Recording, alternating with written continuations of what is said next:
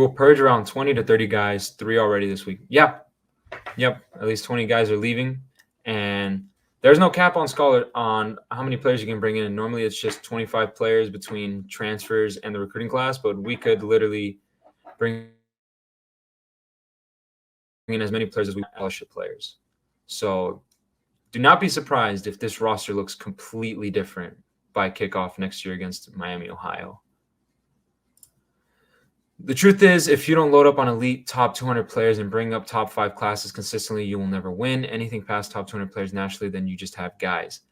I mean, I think a lot what happens is you see where if you have a good coach who's a decent recruiter and he could get the most out of 3 stars, he can have maybe 2 years in a row where he wins, where he goes 9-3 one year. There's a lot of hype, and then maybe he finishes 10-2 and he goes to his conference championship, but then it kind of falls off again because all those guys that were contributors on his last team, they were juniors and seniors. So, which is a lot of times what you see with a team like, let's just say Utah, because Utah doesn't recruit great. Utah usually recruits just around the top 50, but they get the most out of their 3 stars, and every once in a while they have a really great year like they did last year. And this year they're having a good year, I think, too. I think they've only lost like 3 games, but they've been competitive all year and they've been a good team. No, they're 8-2. They're number 10 in the country. They're about to play Oregon. So, yeah. 20 plus years, we still can't find a quarterback. Well, I mean, yeah.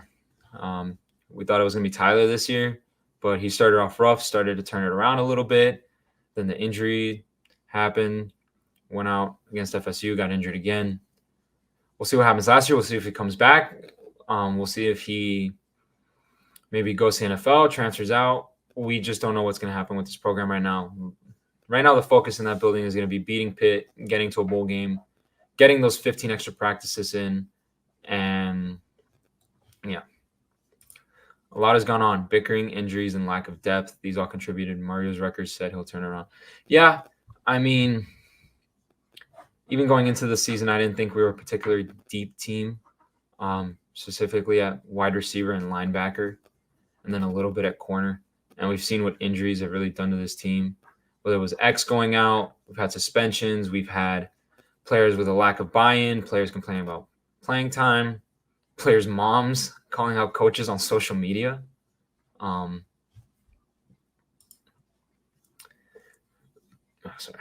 Look at what Mario did at FIU as a testament.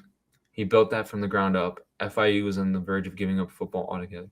I mean, yeah, let me look it up, actually, what Mario did when Mario took over at FIU.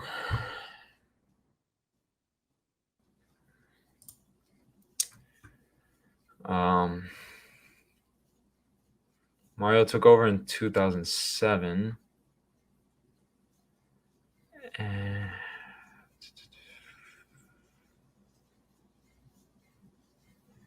they had definitely gone 0-12 before that. I'm trying to find it here.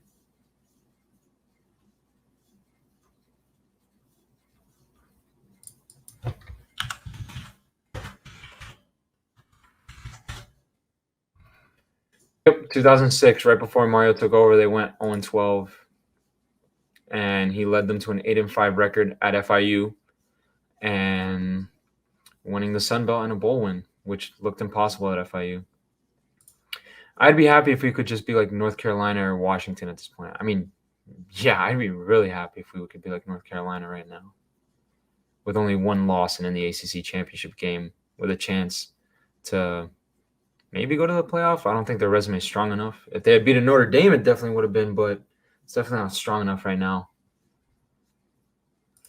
Even the best coach struggled their first year. Yeah, Nick Saban went like 7-6.